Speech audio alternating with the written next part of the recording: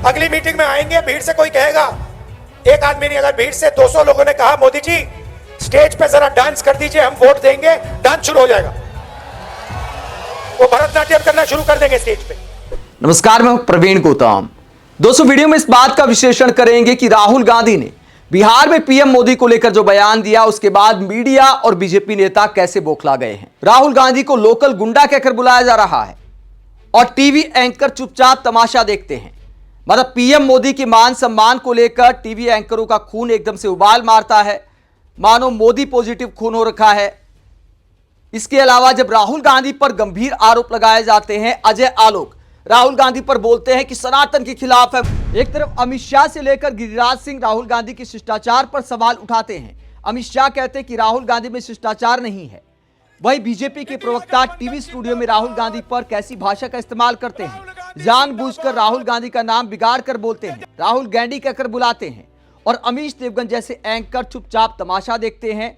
ये तक नहीं बोलते कि आप देश के नेता विपक्ष पर ऐसी भाषा का इस्तेमाल कैसे कर सकते हैं, नाम बिगाड़ कर क्यों बोलते हैं। इस तरह की भाषा का इस्तेमाल किया और अमीश देवगन चुपचाप तमाशा देखते रहे, क्योंकि अमीश देवगन इस बात को लेकर गुस्से में थे कि पीएम मोदी को लेकर आखिरकार ऐसे कैसे बोल दिया कि मोदी वोट के लिए भी डांस करेंगे। बहुत सारे पत्रकार कहते हैं राहुल गांधी ने बिहार में जाकर अपने पैर पर कुल्हाड़ी मार ली है, इस तरह के बयान दिए हैं। मतलब पीएम मोदी इस तरह के बयान दे तो चलता है, लेकिन राहुल गांधी ने अगर उन्हीं के अंदाज में जवाब दे दिया तो टीवी एंकर और पत्रकारों का खून उबाल मार रहा है। वहीं बीजेपी के नेता ऐसी भाषा पर उतर आए हैं जिस पर टीवी एंकरों को कोई आपत्ति नहीं है। राहुल गांधी ने जब पीएम मोदी पर यह कहा कि वोट के लिए भरतनाट्यम भी कर सकते हैं, तो बीजेपी के नेता किस तरह की भाषा का इस्तेमाल कर रहे हैं। प्रदीप भंडारी कहते हैं राहुल गांधी लोकल गुंडे की तरह व्यवहार कर रहे हैं। राहुल गांधी ने खुलेआम देश के गरीबों का अपमान किया है, बिहार का अपमान किया है। और आगे कहते हैं कि राहुल गांधी ने पीएम मोदी का नहीं, भारत के मतदाताओं का, इंडियन डेमोक्रेसी का मजाक उड़ाया है। अगर राहुल गांधी ने ऐसा किया है तो फिर पीएम मोदी ने क्या किया था लोकसभा चुनाव में, किन शब्दों का इस्तेमाल किया था। राहुल गांधी ने तो फिर भी डांस शब्द का इस्तेमाल किया है। पीएम मोदी ने किस शब्द का इस्तेमाल किया था, कांग्रेस के प्रवक्ता बीजेपी नेताओं को सुना रहे हैं। सुप्रिया श्नेत कहती है सुना कुछ आहत आत्माएं भटक रही हैं। ये वही आत्माएं हैं जिनको मोदी के मुजरा बोलने पर सांप सूंघ गया था। चुपचाप बैठ जाओ संगी मूर्खों। और पीएम मोदी का लोकसभा चुनाव वाला वीडियो शेयर किया सुप्रिया श्नेत ने। पवन खेड़ा ने भी वही वीडियो शेयर किया और कहा नोएडा के वो चैनल्स नाच शब्द से बहुत दुखी हो रहे हैं जिन्हें मुजरा शब्द से कोई परेशानी नहीं थी।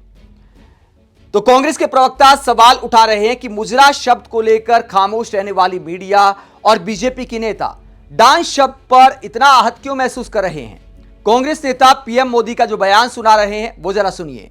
कांग्रेस एससी, एसटी, ओबीसी का कोटा खत्म करके अपने वोट बैंक को, जो वोट जिहाद करते हैं, ऐसे लोगों को धर्म के आधार पर आरक्षण देना चाहती है।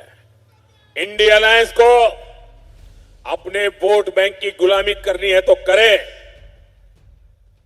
उनको वहां जाके मुजरा करना है तो भी करें। मैं एससी, एसटी, ओबीसी आरक्षण के साथ डट करके खड़ा हूं, खड़ा रहूंगा, जब तक जान है लड़ता रहूंगा। तो पीएम मोदी का मुजरा वाला बयान याद दिलाते हुए कांग्रेस बीजेपी नेताओं को जवाब दे रही है, टीवी एंकरों को जवाब दे रही है। वही बीजेपी नेताओं और मीडिया की इस हिपोक्रेसी को लेकर पब्लिक क्या कहती है। पब्लिक कहती है शरीफ शब्दों से इन्हें दिक्कत होती है, इसलिए नाच ना कहकर मुजरा ही कहना चाहिए था।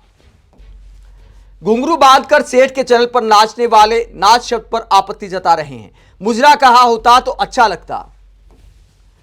गोदी मीडिया का कमाल देखो, जब मोदी मुजरा बोले तो देशभक्ति, और जब राहुल नाच कहें तो संस्कृति पर हमला। नोएडा के वो चैनल्स नाच शब्द से बहुत दुखी हो रहे हैं जिन्हें बार बाला, जर्सी काव, हाइब्रिड बच्चा जैसे शब्दों से कोई परेशानी नहीं है। तो पब्लिक और कांग्रेस के नेता मीडिया को, बीजेपी नेताओं को पीएम मोदी के पुराने बयान याद दिला रहे हैं। लेकिन दोस्तों, इन याद दिलाने से क्या कोई फर्क पड़ता है। ऐसा लगता है कि बीजेपी के प्रवक्ता के साथ एंकर भी प्रवक्ता के तौर पर बैठता है। क्या टीवी स्टूडियो में इस तरह की बातें करने का कोई आधार है?